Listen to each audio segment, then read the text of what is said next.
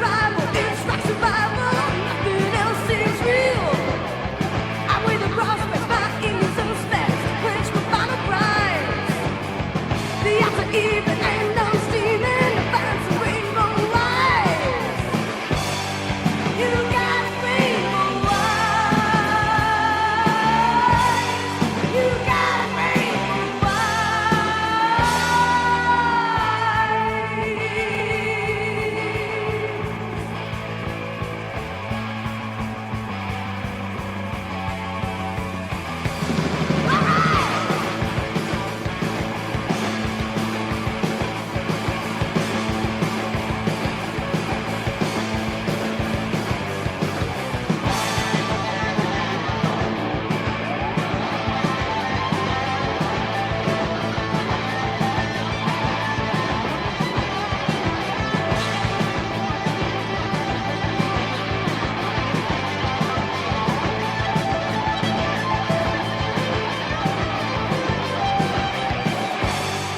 They got rainbow eyes. They got rainbow eyes.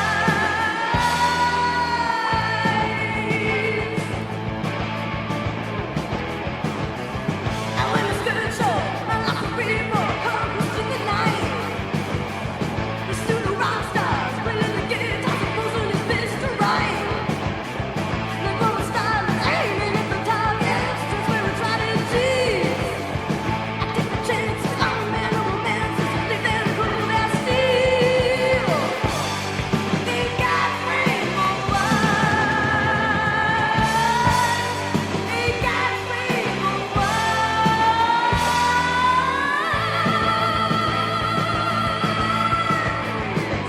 Rainbow eyes.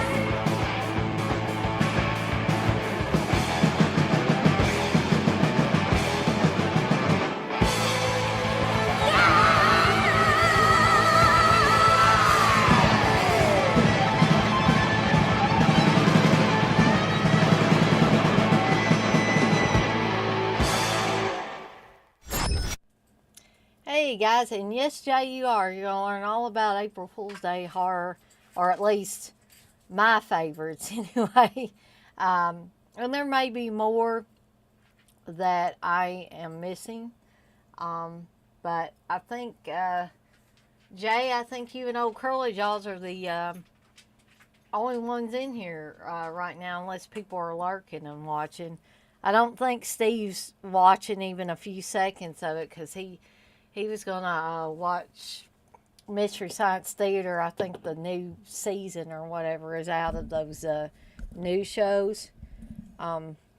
Just to verify before I get into this, can everybody hear me okay? Because I know the last one of these I did, I had to do some tinkering with my sound and stuff because it was all messed up. So if y'all can just give me a thumbs up or say that you can hear me, we'll be good to go.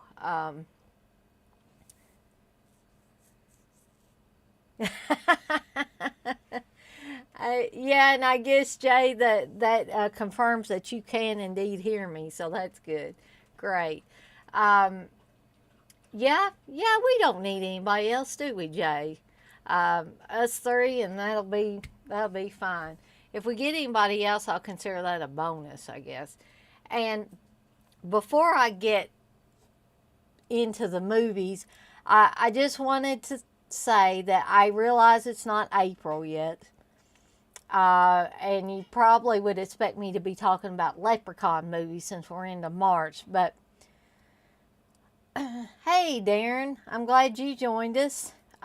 Even though Jay said that I only needed him and old Curly Jaws, but I want as many people in here as we can get in here. So it's really cool that you were able to join us. I think CK or Wes might be doing something like at 11:30 or something like that. But honestly, guys, that's very rarely would you see me doing a live stream at 11:30 at night. I'm getting to be an old woman. I can't do that anymore. And can't stay up to all hours. I mean, occasionally I do watching movies and stuff, but I don't think I would be much good doing these live streams at 11:30 at night. Um, anyway, uh, like I was saying, you guys will probably expect me to be doing something on the Leprechaun movies, being as it's March. Um, but I may take some flack for saying this. It's not that I hate the Leprechaun movies. It's just they're enjoyable. Um, but for one thing, there's way too damn many of them, really, for me to do. You know, I can't I can't find enough things to go on about with the Leprechaun movies like I can some of the other movies. And the ones that I'm going to talk about tonight, the April Fool's Day movies, are pretty much slasher movies, which is, it seems to be my forte. And the Leprechaun movies, I don't really consider them slasher movies. Um, and I may, get around to watching one or two. It's just that I just didn't really want to cover them for this live stream. Um, Curly Jaws, you say the Leprechaun movies are the best horror franchise in your personal opinion? And how did I know you were going to say that, Curly Jaws? I had something told me that you was gonna say something like that, or the exact thing you said, or something similar. So, mm, I don't know. See, I've got something in my tooth again. I had pizza earlier, guys, and that might be. I am so sorry. But I really don't want to be talking here and have that on my tooth. I'm thinking maybe I had pizza earlier. Hey, Dirk. I had pizza earlier from Domino's, and I'm thinking that might be some pizza spice or something. um, but I did want to, before we got really into the movies, I did want to bring up my new endeavor that I'm undertaking. I decided to open, excuse me, I decided to open a shop on Etsy because I'm getting into candle making. I haven't actually made my first candle yet, but I am going to soon because I thought I better experiment a little bit before, in case anybody wants to order any candles from my Etsy shop. But I started out just, hey Brandon, one of my basset hounds, is coming around here. I guess he wants to be on the show. But at first I started out, I was just, because if anybody had, I don't know if you guys have noticed anything about the prices of candles, but maybe your wives or significant others are into candles. But I'm all about making the house smell good, especially with 5 dogs. Sometimes you need something a little extra. But I have noticed, like the really good candles, like the Yankee candles, are like $18 a piece. And granted, they're big candles, but still $18 is really expensive. Jay, you asked if I'm open to candle scent suggestions. Oh, well, sure. I'm going to be using essential oils to give my candles their scent. Yeah, if you've got any suggestions for any scents that I could use. I'm sorry to be eating an ice cream cone, but we're feeling a little hungry, need a little something. But, yeah. Jay, go ahead and put some stuff in the chat if you've got some suggestions. Well, we're glad you're here too, Dirk.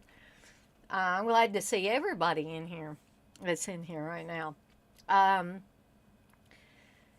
So, I thought I would just make my own candles, although my candles aren't going to be as large as the Yankee candles. I'm doing about 4-ounce size ones now, so they're not really large. But I just wanted to play around, and I got some floral scents, rose, honeysuckle, lavender, stuff like that. Um, I think there's even a bamboo scent in there. Uh, a scent and smell of the city of the living dead.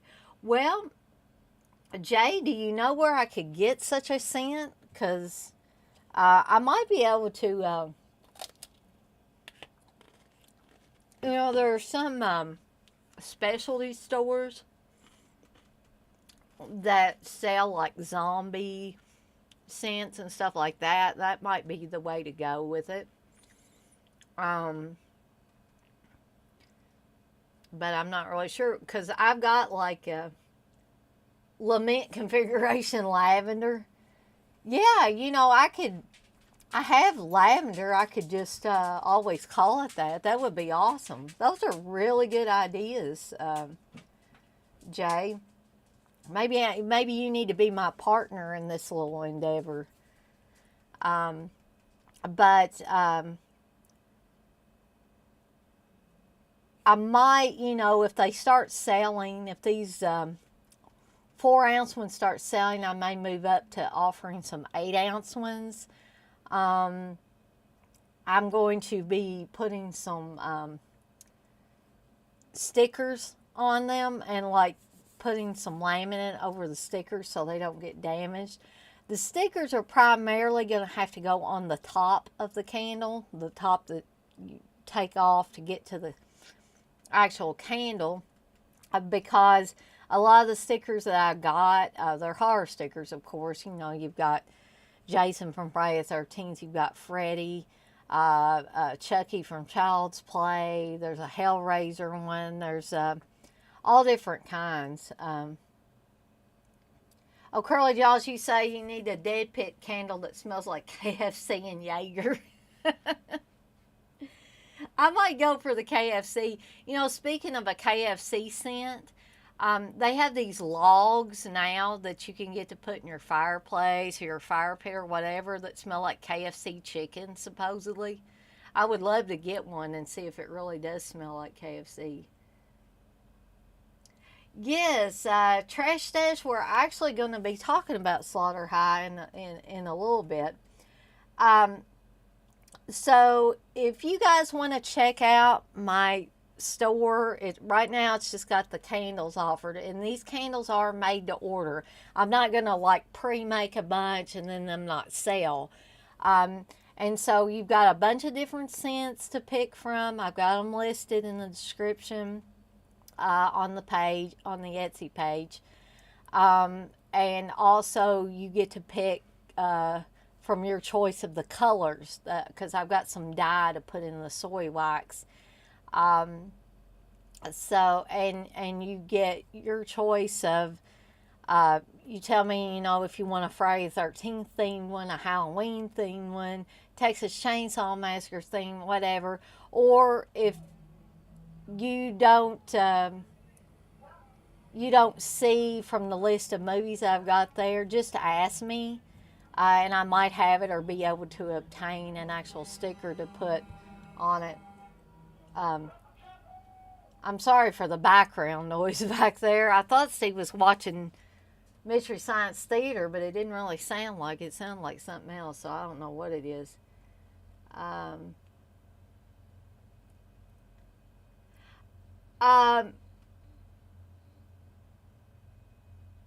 Darren, I think I watched the last matinee with Steve. I think it was pretty good.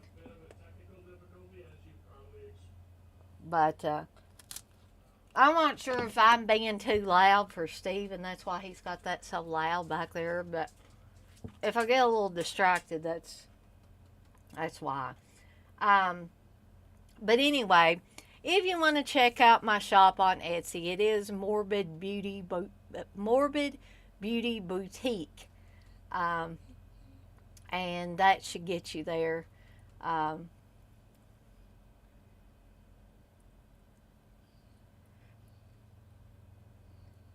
Dirk, you say you love the Euro Cult podcast. Well, I'll have to share that with Steve as well. Giallo is your second favorite horror genre. So anyway, now that I've got the candle making stuff out of the way, um, we'll go ahead and get started with the movies. And the first one, of course, is called April Fool's Day. There is a remake of this. I didn't bother watching it, so I can't really comment on it. Perhaps old Curly Jaws has seen it. A lot of these remakes he has seen. And unfortunately, my slipcover is a little messed up there, for which I was a little disappointed. But, you know, a slipcover's not everything exactly. So, was a movie that has always been my favorite, one of my favorite slasher movies. I knew it, oh Curly Jaws. If anybody had seen that remake, I was sure that it would be you. Um, have you seen the original?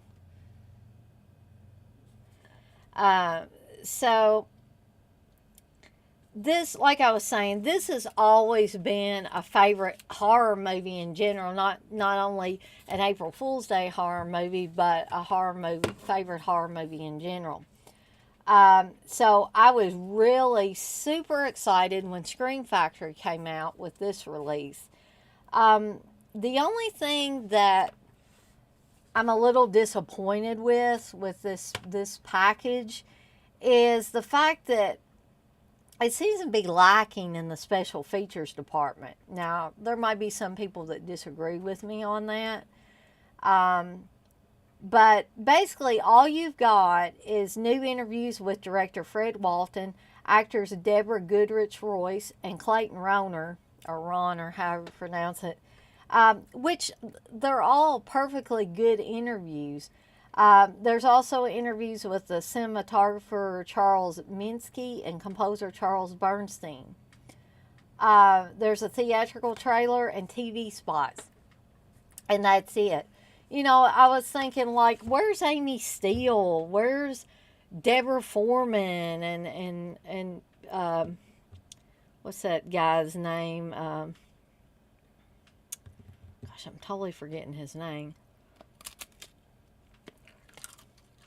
But, you know, where are some of the other main characters? You know, they couldn't even get Griffin O'Neill to do a real quick interview. Thomas Wilson. I mean, where were all these people? You know, I know they're not dead, so I just don't understand. Maybe they just weren't interested in talking about it. Jay Baker, that's the other guy I was thinking of.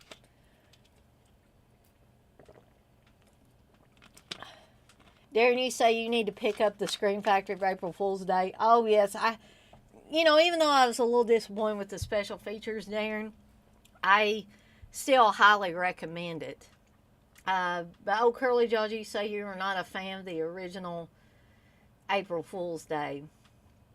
Somehow that doesn't surprise me, oh, Curly Jaws. But there's that noise from back there again. It's just like I'm not hearing it, and then I'm hearing it. Dirk, you say, definitely will watch now. Have y'all seen The Strange Color of Your Body's Tears? Dirk, I want to say that Steve has that. Because doesn't that have Edward Finnick in it? If it does, I can guarantee he's got it somewhere. Dirk, you say you love April Fool's Day. So do I. I'm really trying to finish this ice cream up, guys. Like I said, it's not very professional to be eating here on camera. But anyway, the basic story of April Fool's Day, and I'm not going to give the twist and the ending and all that stuff away for those of you that have not seen it. But Deborah Foreman plays Muffy St. John. And she's invited her college friends up to her parents' island home for the time of their lives, evidently. She just forgot to tell them it might be the last time of their lives. So when the kids or when the college students are on their way to the island, they have to take a ferry, of course, over. And there's hijinks going on because, granted, it's getting close to April Fool's Day. But then there's an accident, and a ferryman gets severely injured.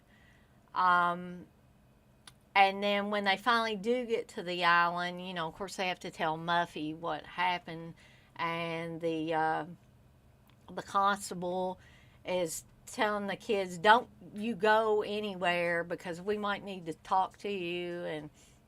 And then as things start to get stranger and stranger. I mean, Muffy seems perfectly fine, other than being unnerved by what happened to Buck, the ferryman. But then by the next day, she starts acting really strange and bizarre. And then it turns out that Muffy has got a twin sister, Buffy. And it seems that Buffy's not quite right in the head, and that Buffy has escaped from the mental hospital. And people start getting killed off. I don't consider this an extremely bloody film. For a slasher type of film, it is not really bloody. But I think the setup is really good. The plot's really good. The characters are excellent in this. I think it was well cast. Amy Steele is pretty much like the lead in it.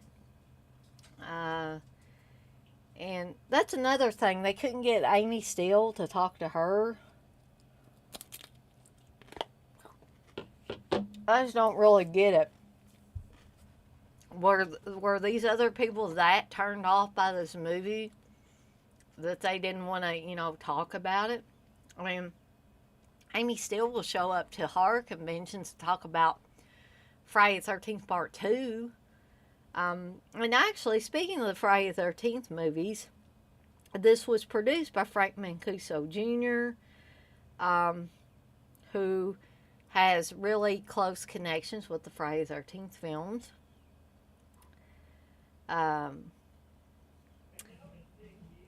So, let me see.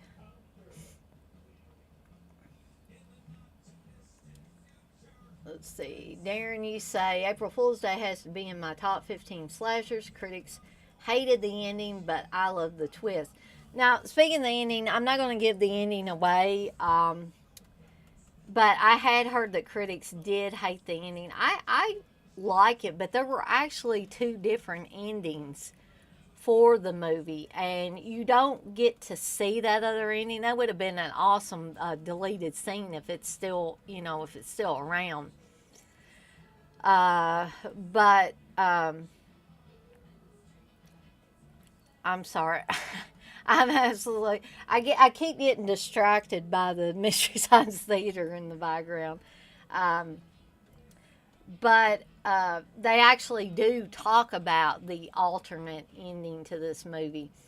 I actually have the novel that basically does have either it does have the original ending that was for this movie, or it has a similar ending.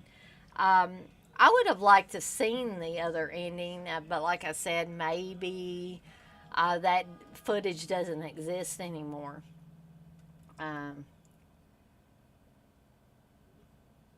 Jay, you say, I remember not liking April Fool's Day, but it was long ago. Yeah, this may be one of those movies, Jay, that after, waiting a length or a certain length of time and trying to watch it again, that you might like it better now. Or you still might not like it. But I'm like that about movies sometimes.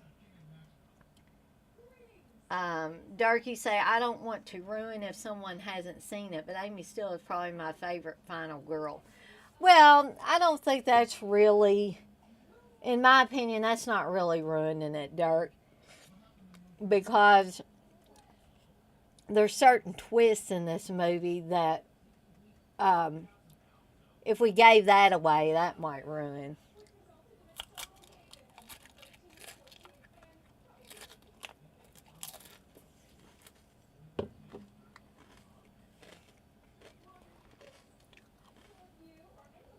Darren actually, and it's probably not for the same reason you guys wish she had made more horror films, but I personally wish she had made more horror films.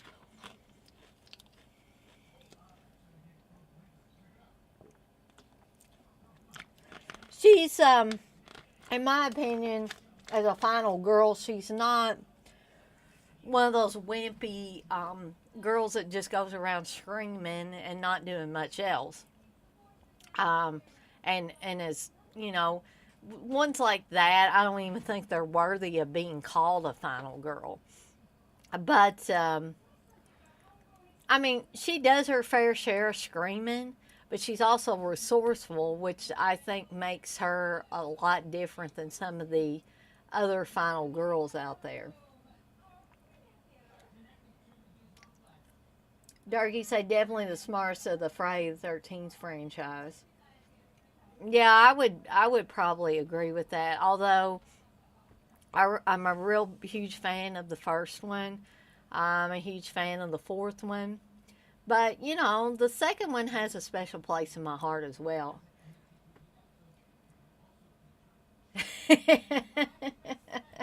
we know what Darren thinks of Amy Steele.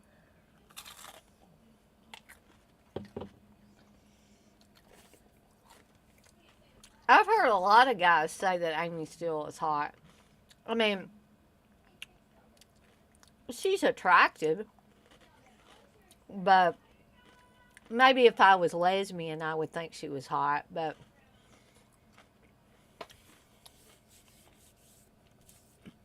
anyway, it doesn't. This movie doesn't really have a real complicated plot or anything. Um, the plot is pretty simple, actually, with the exception of the twists in it. But for those of you that didn't care for it first time around, or in old Curly Jaw's case, he says he liked the remake much better. I encourage you to go back and watch this, because perhaps there's something you miss, And again, you may still not like it, which is, like I said before, is entirely okay. This did come out in 1986. It's not a super long movie. It's less than 90 minutes. It's 88 minutes. Of course, this is a Blu-ray, so you have the 1080p high definition widescreen 235/1 DTS HD Master Audio Stereo, which I'm a little bit disappointed in. Yeah, but that is April Fool's Day, and actually, I've said this before. Usually, what I do when they have a slip cover, that's the new artwork, which I really like it too. But this is what I remember from the video store, my video store days. This is the cover I remember, with the girl with her hair, and sometimes you have to look at it a little bit closer. I'm trying to get the glare off of it so you guys can see that. But you see her hair is in a noose shape. And I did not notice that the first time around looking at that. But over time, as I looked at it, the cover art more and more, I was like, hey, her hair's in a noose. And of course, she has a knife behind her back as well. But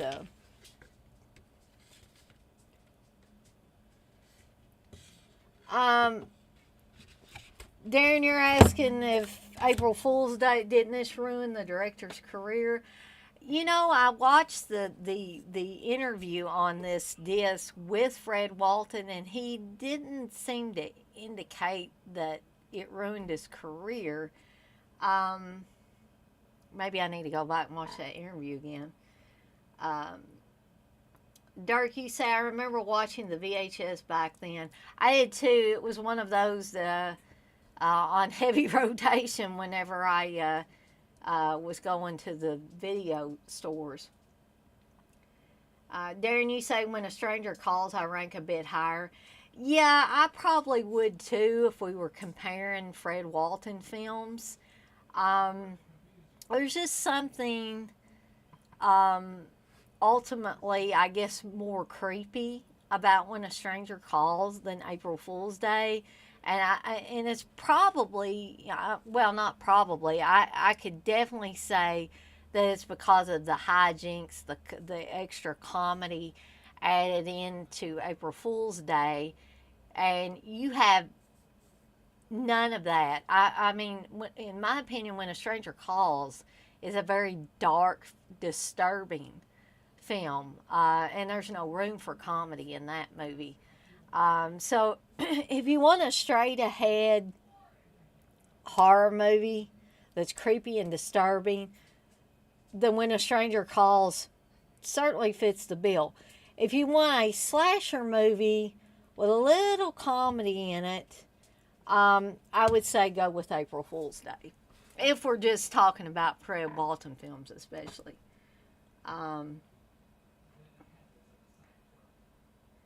Jay, you say I'm utilizing the slips and reversible covers correctly.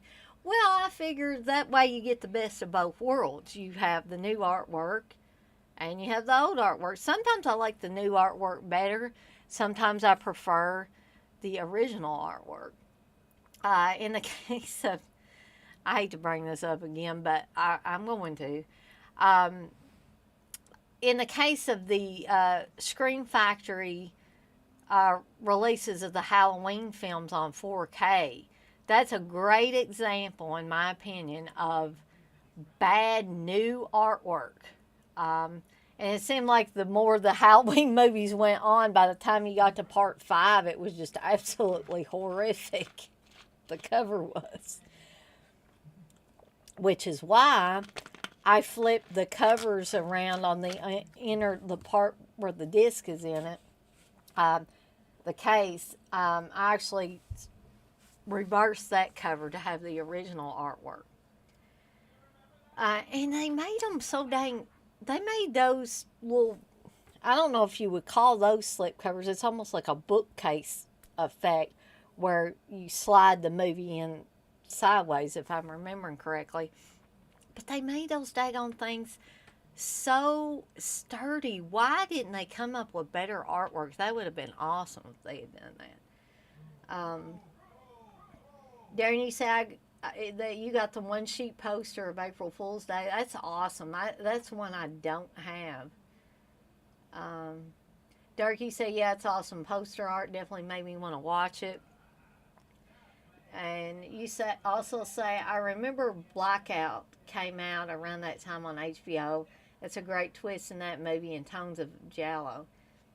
I don't know if I've seen Blackout. I'm going to have to try hunting that one up. Perhaps Steve could help me get that. But anyway, there's April Fool's Day.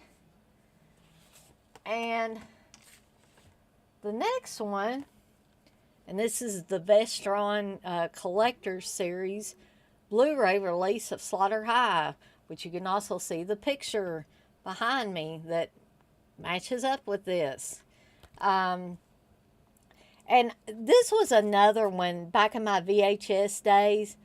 That artwork was enough to get me to rent that thing. I didn't have to read what it was about or anything. Just that was enough to get me to rent it. And it was actually one that I rented with my Aunt Sandy that I've talked about before. She was always big into the horror movies, and we watched a ton of them. I would go to her house and hang out, and we'd have pizza or chili or whatever.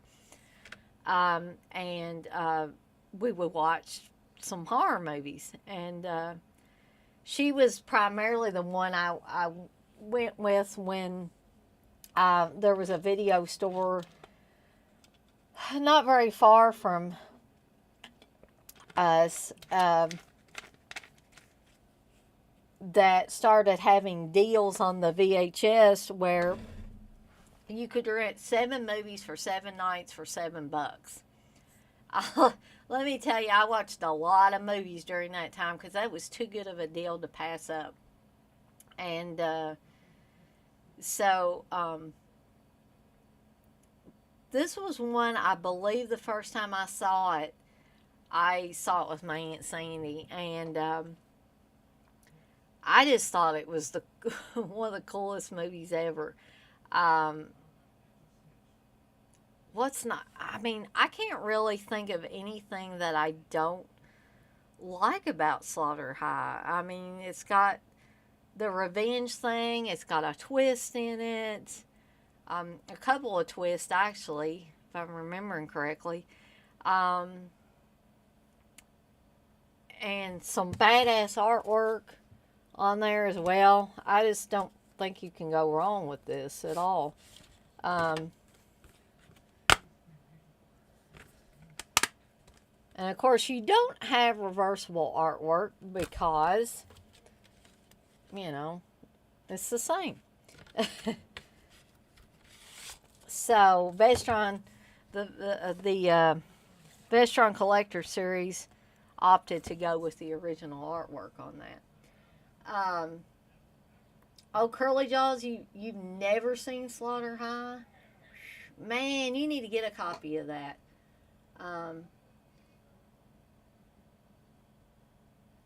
Jay, you say that's the movie with the Gimp mask on the poster. See, I think I probably have seen something about Blackout. Dirk, you say, yes, it's great. Darren, love Horror High. I had the one sheet on my door as a youngster.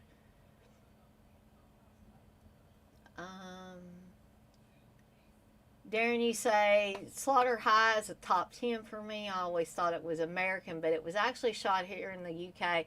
Yeah, there are actually several British actors in it. Kelly Baker being one. Kelly Baker was also in Don't Open Till Christmas, which was another British film. Darky said, yes, Jay, it's a great twist.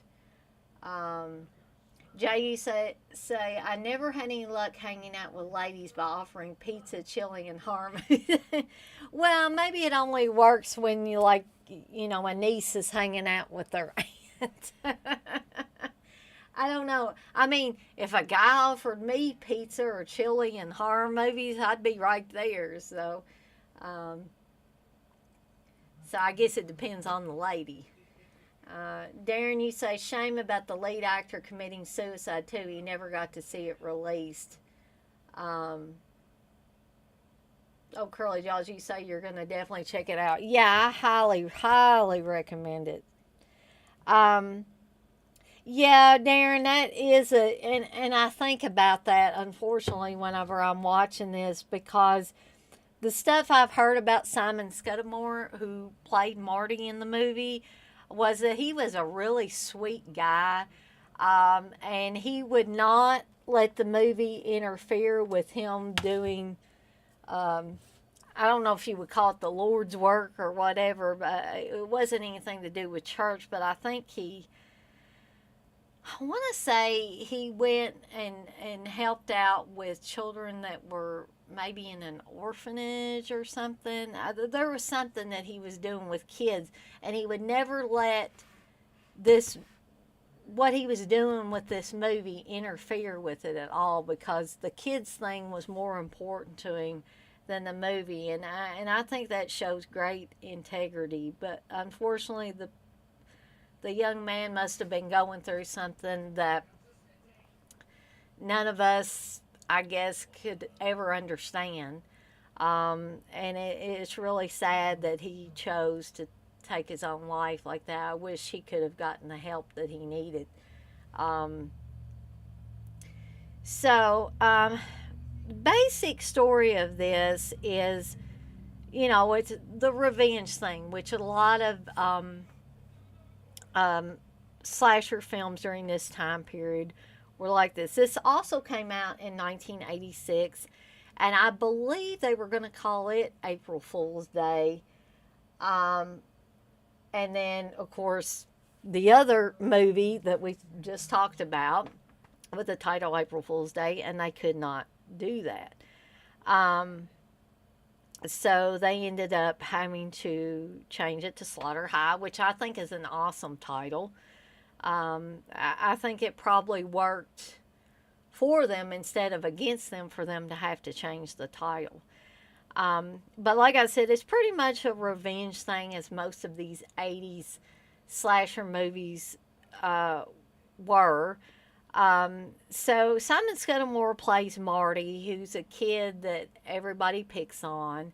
He's the nerd, and so Caroline Monroe, who's much, much too old for this part, unfortunately. I love Caroline Monroe, but it's obvious that she is way, way older than any of the other actors in the film, who are already too old for their parts. So it really, I think, unfortunately, she stands out as being the oldest on the set because of that. But she does a good job. And when we start out the film, she's luring Marty into the girls' locker room with promises of having sex with him.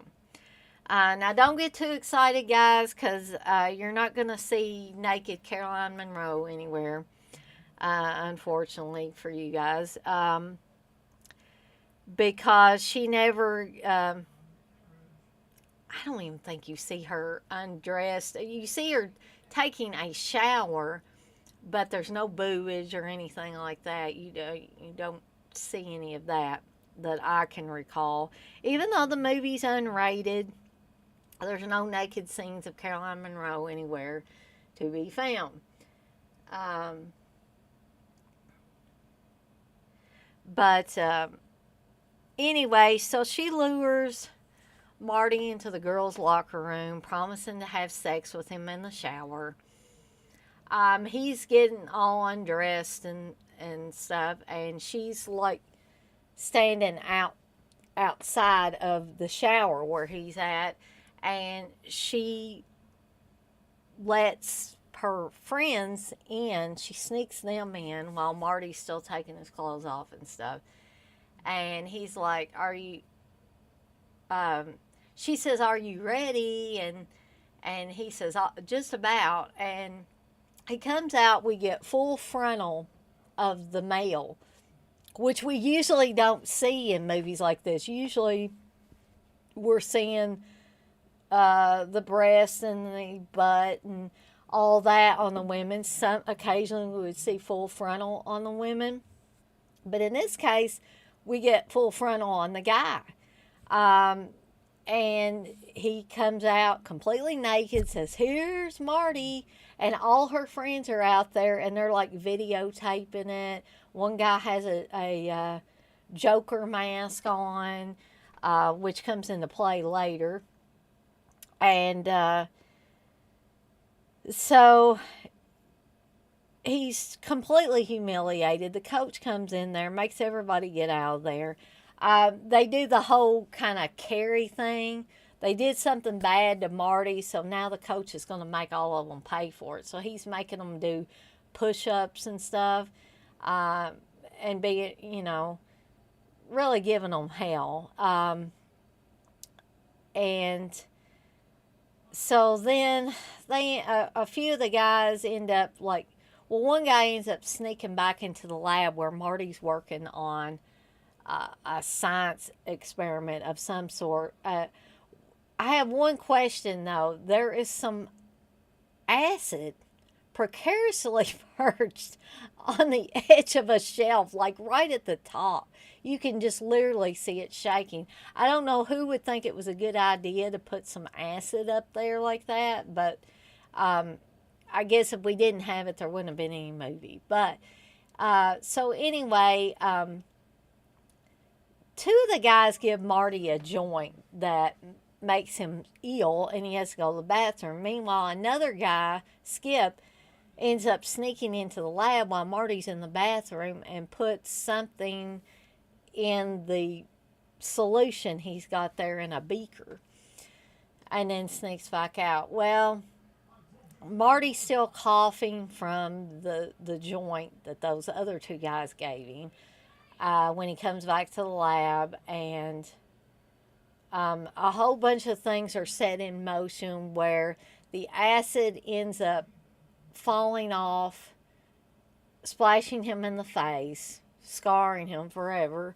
And also, the Bunsen burner ends up coming unhooked or whatever, and gas comes out. And then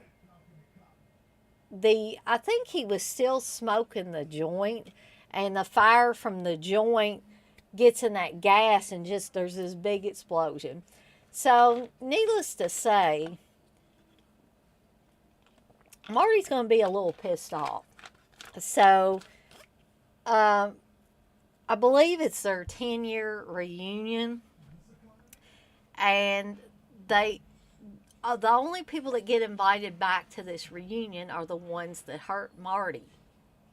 And so at first they think it's weird because the school's all locked up and everything, but they find a way in, and then bad things start to happen slowly to the different people.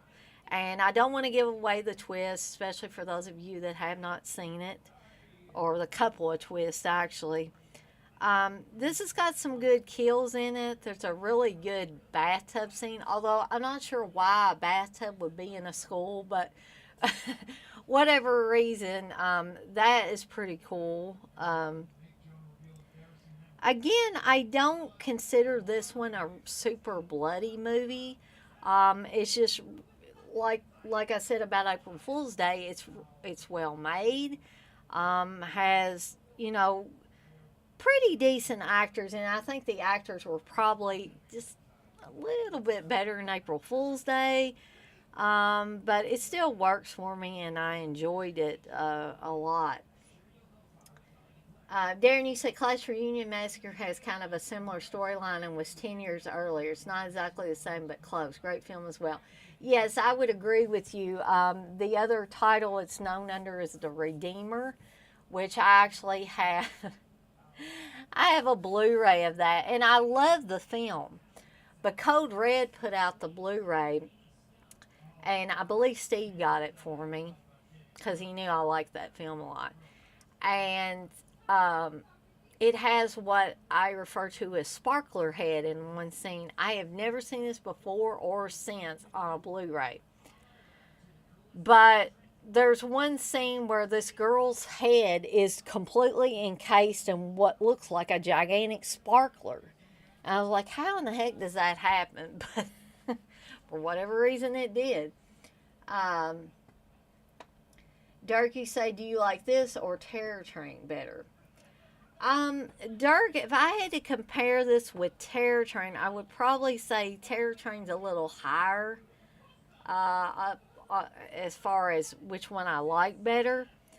But like I said, I do really like this one, and it's getting the time of the year where I'm going to pull this one out and watch it. And I don't just wait for April Fool's Day to watch it.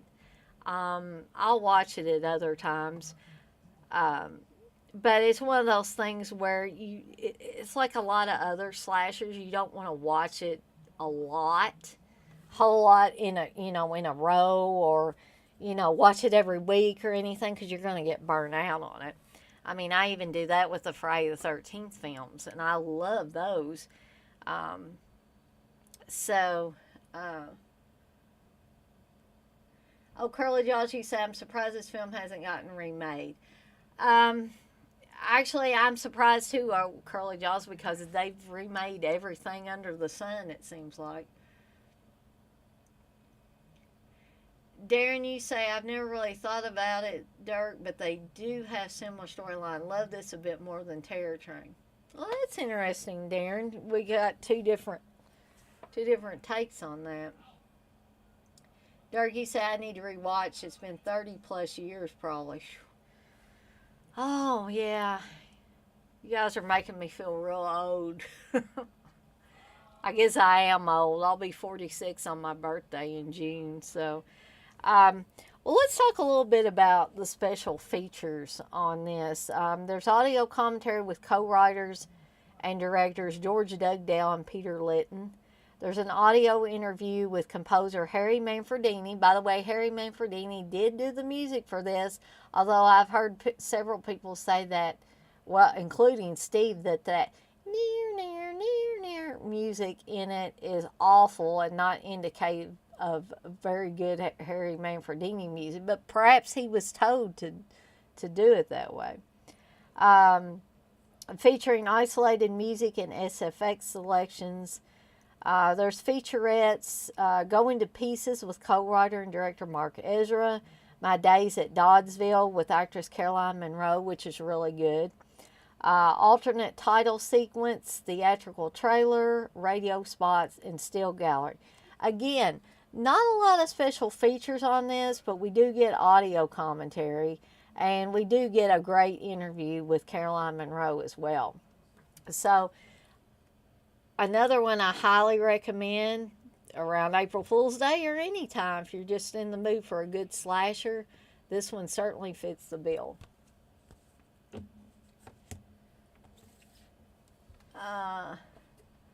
Jay, you say, praise the elder gods, Fulci's films don't get remade. But don't say that around old Curly Jaws, Jay, because he'll probably say, Rob Zombie should remake all the Fulci films. Dirk, you say you're old. Jay, you say, I just turned super old. Darren, seriously? You're going to be 51 in July. Well, I would have never guessed that by looking at you. And I've seen several pictures of you, so you look much younger than somebody that's going to be 51. And Darren, you say you recently got the Vestron Blu-ray. Have you actually gotten to sit down and watch it yet? And Dirk, you say you've got it on your watch list now. Awesome. So, anyway, that is Slaughter High. This might be one of my shorter live streams, guys. We're going on almost an hour here.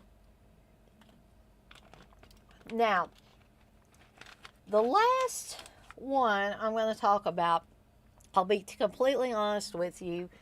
The first time I watched it, I was kind of disappointed because this is a movie that seems to start out as a slasher and then moves into Evil Dead territory or possession territory or whatever you want to call it.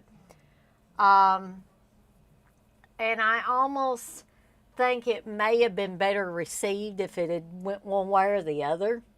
But after watching it a couple more times after that initial viewing, I'm more of a fan of it than I was originally.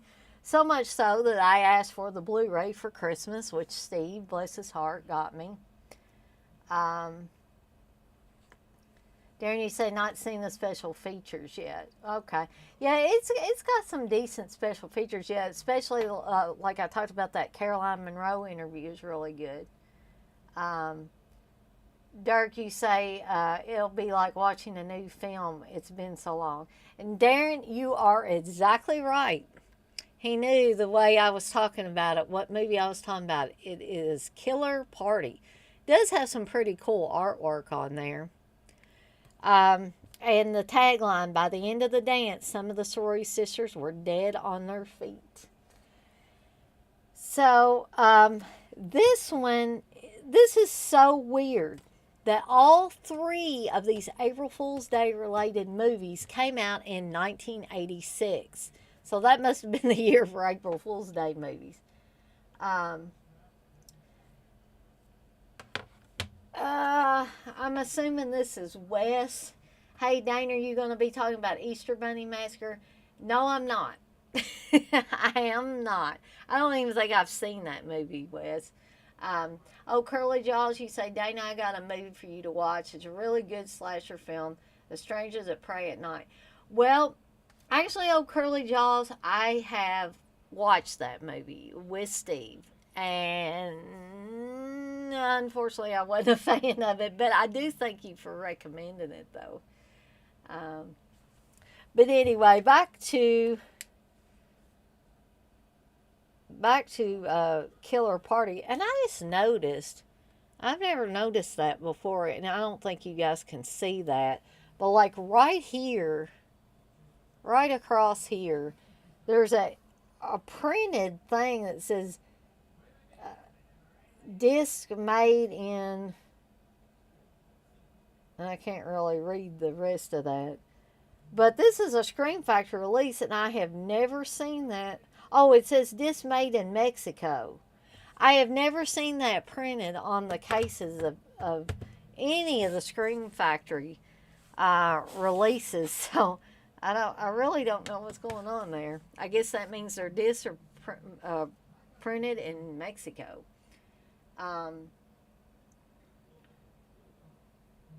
Curly Jaws, you say you're going to pick up that movie at Walmart soon. So Walmart has that. Darren, you say Strangers Pray at Night was awesome. Love the soundtrack to that film. See, again, Darren, I don't know what it is about me why I didn't like Strangers. I didn't like Strangers Pray at Night. And maybe I'm too, like I said before, maybe I'm too dumb to get it. Because it seems like a lot of other people like it. So I'm just not sure.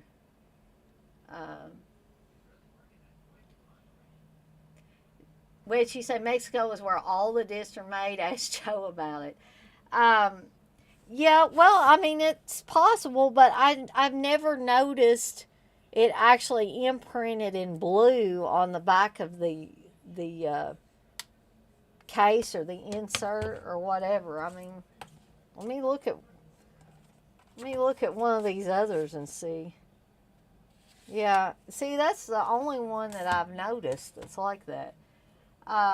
Dirk, you say you like Pray at Night's pool scene, and it was better than the first one.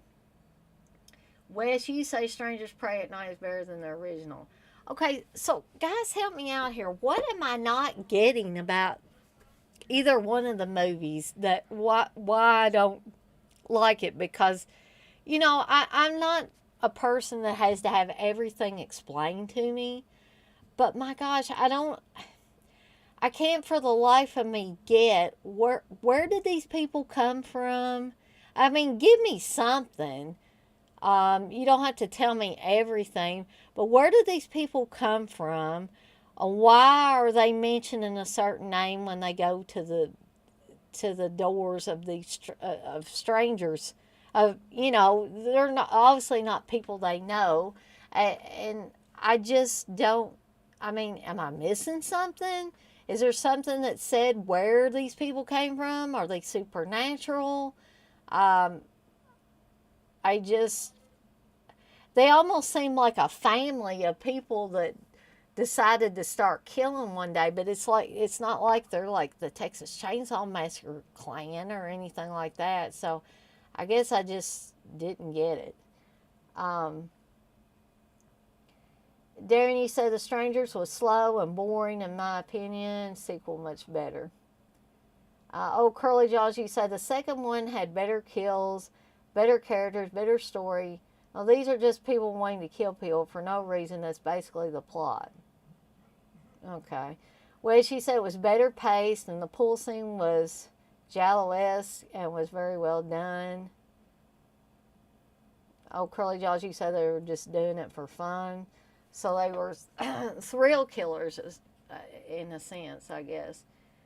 Um, Dirk, you say it's basically like an 80s slasher to me. It's because they answered the door. So I guess if they hadn't answered the door, there wouldn't be any movie. Um, but y'all keep putting stuff in the chat. I'm going to go ahead with talking a little bit about Killer Party. Um, Trust me, this is an April Fool's Day film, and it's college students again. So they believe they found the perfect place to throw a party. An abandoned fraternity house where a hazing incident happened years and years ago, where uh, a fraternity or a potential fraternity brother was killed accidentally.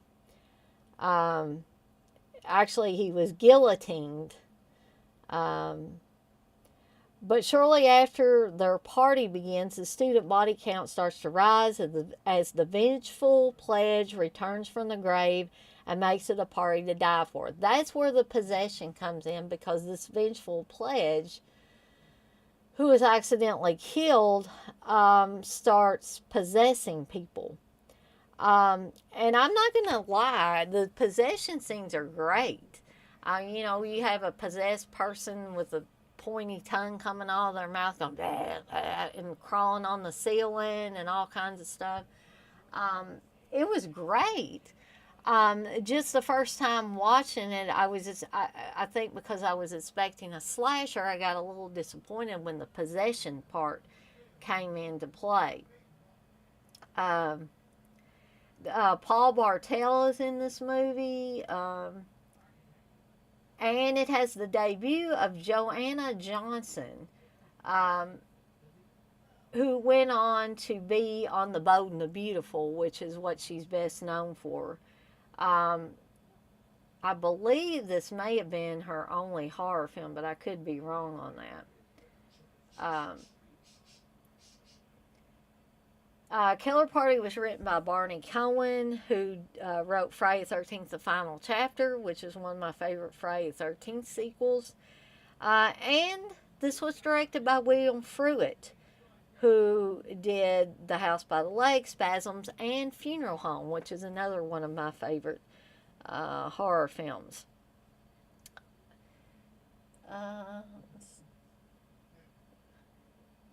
What did she say? Underwear Head was invincible in it too.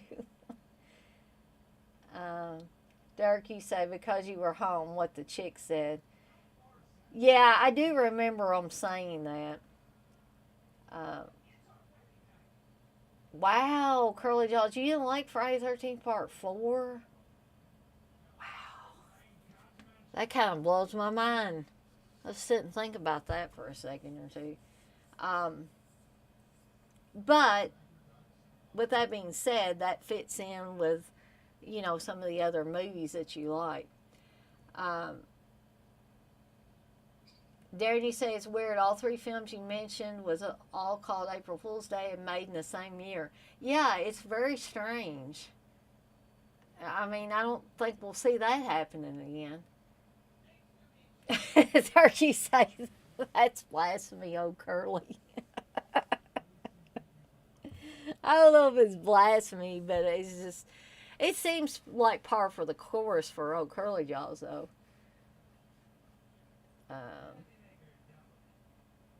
Yeah, I think you did give a ranking, old Curly Jaws.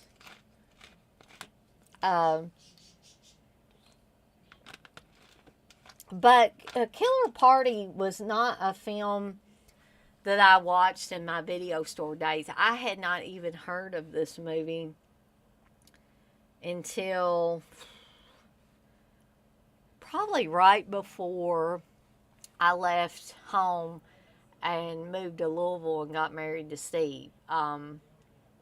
Maybe in a year or two before that. And I heard about the movie and I was like, I gotta find this movie because, oh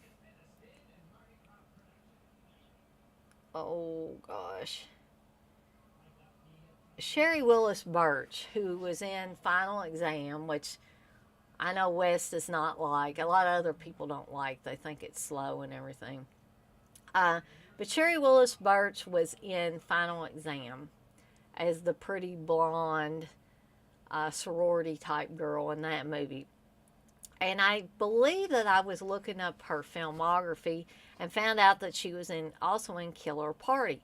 She plays a totally different college girl in Killer Party. She's sort of nerdy, and she's the one that they use for all their April Fool's Day pranks because she sets up these elaborate special effects type things that freak everybody out. And basically, she's told by a sorority sister that that's the only reason she got into the sorority was because she could do all this stuff. Otherwise, they wouldn't have asked her to be in the sorority.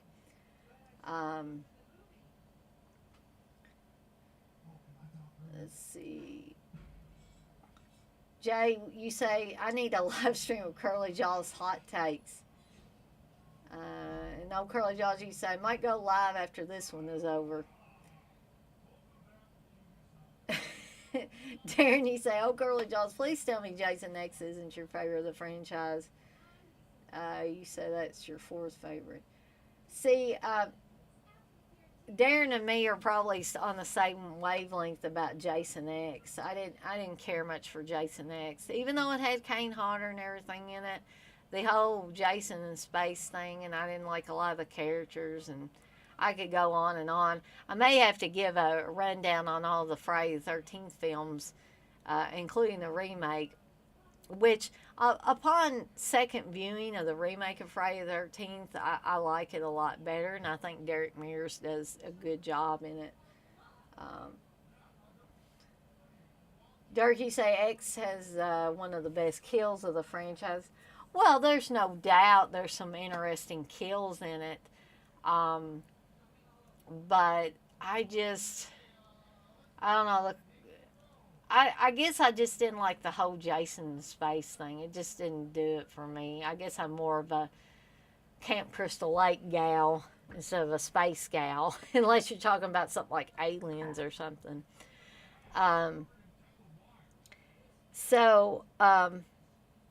Anyway, that's the basic story of Killer Party. I mean, I don't want to give too much away because, like I said before, I don't think this is as well known a movie. Definitely not as well known as the other two movies I talked about. But it may take you a viewing or two before you really appreciate it. Don't go into it like I did, thinking it's going to be purely a slasher film. There is some slashing and beheading and stuff like that going on, but then somewhere along the way it takes that twist and goes into Evil Dead territory. There are also a couple of scenes early on where you actually thought it was like the movie starting, and it's not. It's like you go from a scene that you think is the start of the movie that turns out to be a movie that's playing on a drive-in screen, and this girl is watching a movie with her boyfriend, and then you think that's the start of the movie, and then that goes into a music video that the girl in the main part of the movie is watching. So you have a couple of twists right there at the beginning that kind of throws you off kilter and probably really lets you know what you're in for with this movie. Now, special features, you don't get a whole lot of special features, but you do get new interviews with actors Ralph Seymour and Sherry Willis Birch, who I believe Ralph Seymour plays Martin in the movie, who's kind of a nerdy guy that gets with Sherry Willis Birch's character in the movie. Also interviews with Barney Cohen and composer John Beal, and and then it says and more. And I do apologize, guys, but I'm forgetting what the and more actually is. Um, this one's a little bit longer. This one's 91 minutes, but again, not super long. Um, but again, I would highly recommend this one for your April Fool's Day viewing, or just your slasher slash possession movie watching night. Um, let's see. Oh, Curly Jaws, you said the best Friday the 13th film is Takes Manhattan. Now, oh, Curly Jaws, I enjoy Jason Takes Manhattan. A lot of people don't, but I think it's not in Crystal Lake. It's pretty much. He actually doesn't take Manhattan till towards the end. It's actually on a cruise ship for most of the time. So it's basically Jason takes the cruise ship. Um, Dirk, you say it's still low on my list, but 8 takes the cake for worst. Darren, you say Jason Goes to Hell, Jason X, and Remake are bottom 3 for me. Now, Darren, I don't know why, but I like Jason Goes to Hell. Um, I mean, just for what it is. It's not anything special. I don't know, just for some reason, maybe it's a nostalgia thing, because I remember watching it when I was younger. Um, yeah, Darren, it's literally Jason Takes Vancouver.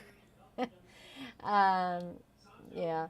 Um, but I guess that's all I have to talk about tonight. I probably drove Steve crazy while he's trying to watch Mystery Science Theater in there.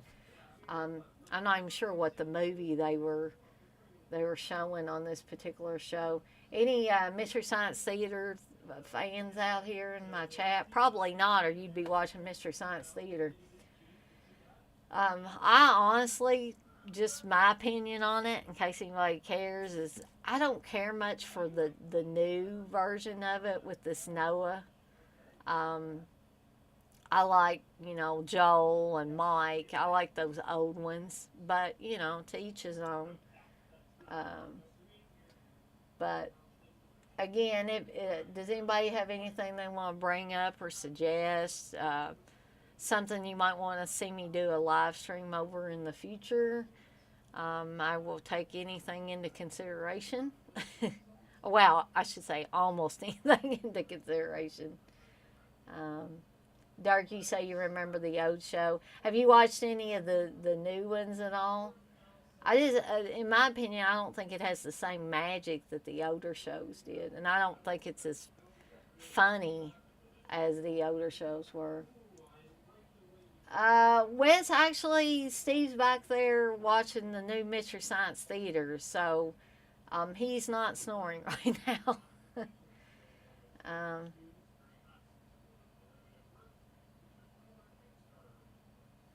you really gonna have me on one of y'all's live streams, Wes?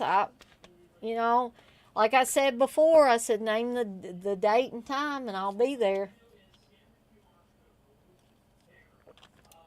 Um, Dirk, actually, I did a Video Nasties live stream where, in some way, shape, or form, I did cover all of those. It took me 2 different live streams to do it. I thought I was going to be able to do it all in one. Um, but I can wait a little bit and maybe do another one. Try to do a different spin on it, maybe. Darren, would you like to see me cover the Video Nasties again?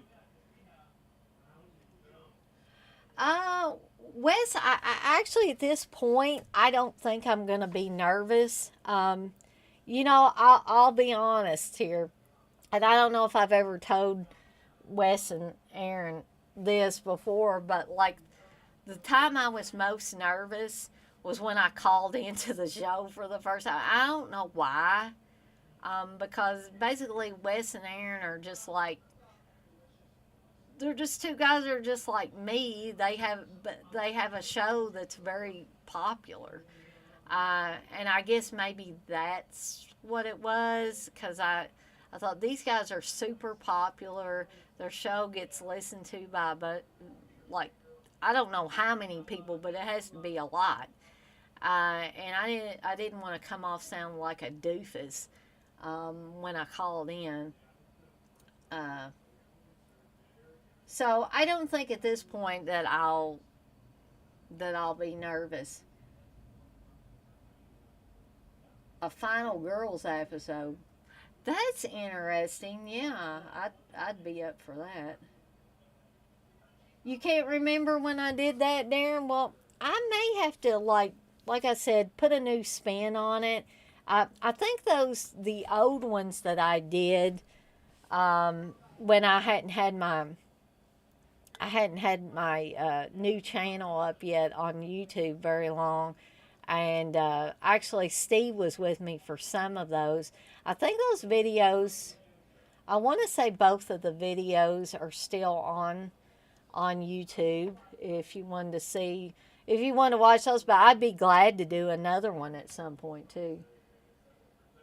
Uh, Jay, you say just do it, Dane. I was terrified of speaking on podcasts, but did it and got over it.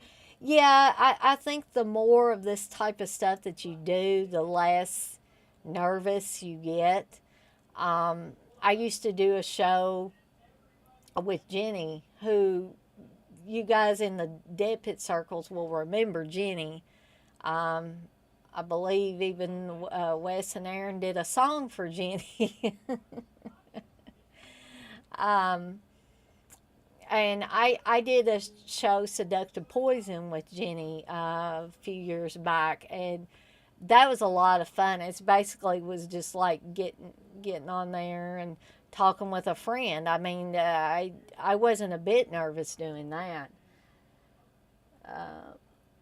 Jay, you say Dana's Hunks of Horror live stream. Are you sure you want me to do that, Jay? Because you know that I would be talking about people. If we're talking about hunks of horror, I would be talking about people like Don Scardino and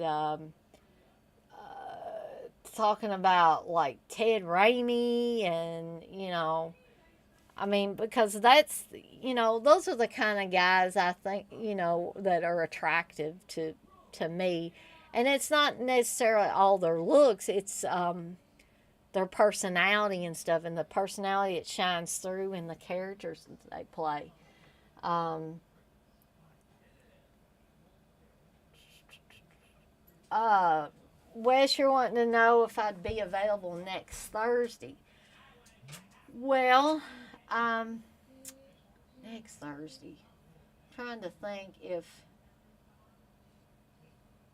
Well, in any event, I will be working in some way, shape, or form. So as long as it was after 5 o'clock, preferably 6 or after, I would be able to do something, because that would give, if I was on site at work, that would give me enough time to get home and get ready for it. So if that would be okay with you guys, then sure. Um, Dirk, you say you used to drink pretty heavy and would probably make it easier. Yeah, I mean, in some ways, drinking does, loosen you up and stuff. But, but as we saw by the last time I was doing shots for money, um, maybe, I need to think of other things to kind of mellow me out. Not that I'm never going to drink again or anything. And it wasn't anybody's fault but my own, Dirk. So don't feel bad about that at all. But I probably am going to take a little sabbatical from drinking anything other than water and soft drinks for a while.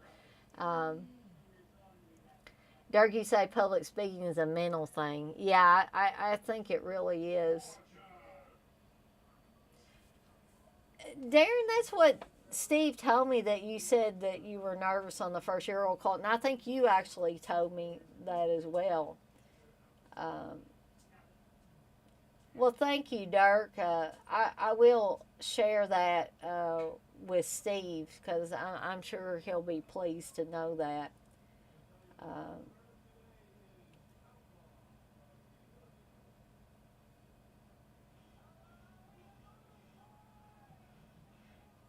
yeah, I think what she's saying about them getting way better since the first show. I'm sure I'm not way better. I'm on there.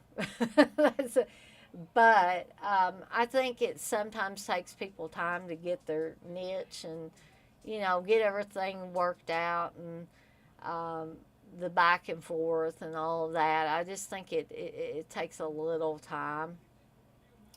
And when people first start doing things, things are a little bit more raw than they are later on, and then things get more polished. I'm sure Wes and Aaron felt that way about their earlier Dead Pit shows, that they weren't as polished as later shows. I think that just happens with everybody. Um, but I hear somebody coming. That's my Brandon coming in here. Hey, Brandon. But if nobody has anything else they want to bring up, I'm probably going to cut this off in a minute or so. Because we went on, or I should say, I have went on for an hour and 23 minutes or so. Um, yeah, Dirk, this is a great group. And I say through Dead Pit, I've met some of the greatest friends I ever had. I was able to meet Steve, who became my husband. So, you know, Wes is going to take all this in. But, well, you're welcome, Jay. And I hope to be, doing one of these soon when I think of something to do one on. You guys have got me some ideas, and I'm kind of excited about doing another video nasties thing. Like I said, I may want to try to do a different spin on it than I did the last time. And for those of you that didn't even see that original one, this will be better for you. Well, you bought Howard Blair. You came in here like too late. Well, as you say, Aaron's 45 kids wouldn't exist without Dead Pit. Lord, I hope he doesn't have 45 kids stashed away somewhere.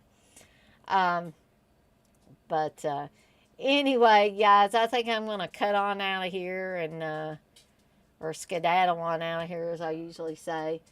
And I thank all of you for hanging out with me for almost an hour and a half. And I'll be back with something new, hopefully soon.